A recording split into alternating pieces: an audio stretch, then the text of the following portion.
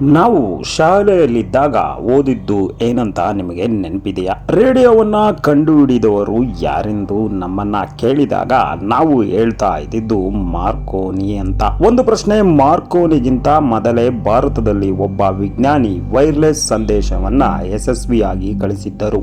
ಇದನ್ನ ಕೇಳಿ ನಿಮಗೆ ಆಶ್ಚರ್ಯವಾಗಿರಬೇಕಲ್ಲ? ಹೌದು, ಇದು ಸತ್ಯ ಬಂಧುಗಳೇ. ಇನ್ನು ಆಶ್ಚರ್ಯದ ಸಂಗತಿ ಎಂದರೆ ಅವರ ಆವಿಷ್ಕಾರವನ್ನೇ ನಂತರ ಜಗತ್ತು ಬಳಸಿತು. ಏನಿದು ಸತ್ಯ ಅಂತ ಈ ಒಂದು ವಿಡಿಯೋದಲ್ಲಿ ನೋಡೋಣ ಬನ್ನಿ ಬಂಧುಗಳೇ.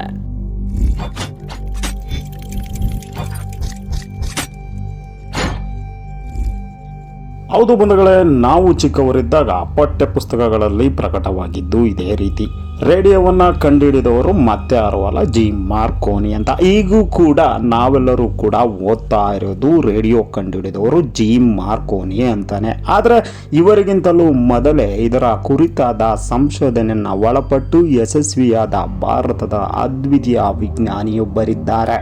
ಆ ವಿಜ್ಞಾನಿ ಬೇರೆ ಯಾರು ಅಲ್ಲ, ಜಗದೀಶ್ ಚಂದ್ರ ಬೋಸ್. 1895ರಲ್ಲಿ ಅವರು ಕೋಲ್ಕತ್ತಾದಲ್ಲಿ ವೈರ್ಲೆಸ್ ರೇಡಿಯೋ ತರಂಗಗಳ ಮೂಲಕ ಗಂಟೆಯನ್ನ ಬಾರಿಸಿ ದೂರದಲ್ಲಿನ ಗನ್ ಪೌಡರ್ಗೆ ಬೆಂಕಿ ಹಚ್ಚುವ ಪ್ರದರ್ಶನ ನೀಡಿದ್ದರು.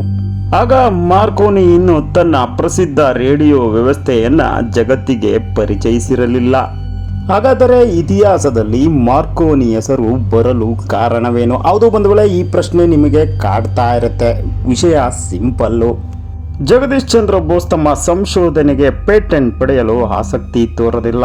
ವಿಜ್ಞಾನ ಎಲ್ಲರಿಗೂ ಸೇರಿದ್ದು ಎಂಬುದು ಅವರ ನಂಬಿಕೆ.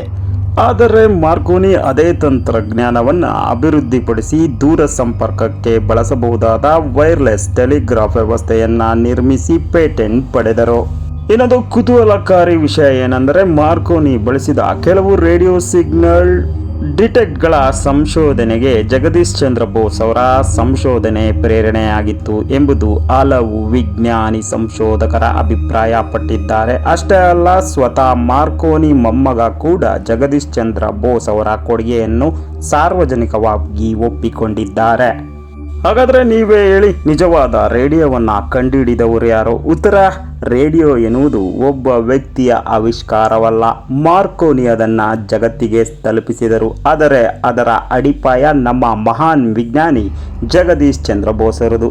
ಇತಿಹಾಸ ಪುಸ್ತಕಗಳು ಮಾರ್ಕೋನಿಯನ್ನು ನೆನಪಿಸುತ್ತವೆ, ಆದರೆ ವಿಜ್ಞಾನದ ಇತಿಹಾಸ ಜಗದೀಶ್ ಚಂದ್ರ ಬೋಸ್ ಅವರನ್ನು ಎಂದಿಗೂ ಮರೆಯುವುದಿಲ್ಲ ಬಂಧುಗಳೇ.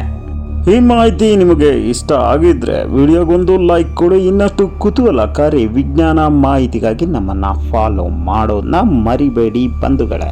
ಮತ್ತಷ್ಟು ಸ್ವಾರಸ್ಯಕರ ವಿಡಿಯೋಗಳೊಂದಿಗೆ ಬರ್ತೀನಿ. ಅಲ್ಲಿಯವರೆಗೂ ಕೂಡ ನಿಮಗೆಲ್ಲರಿಗೂ ಧನ್ಯವಾದಗಳು ಬಂಧುಗಳೇ. Thank you very much.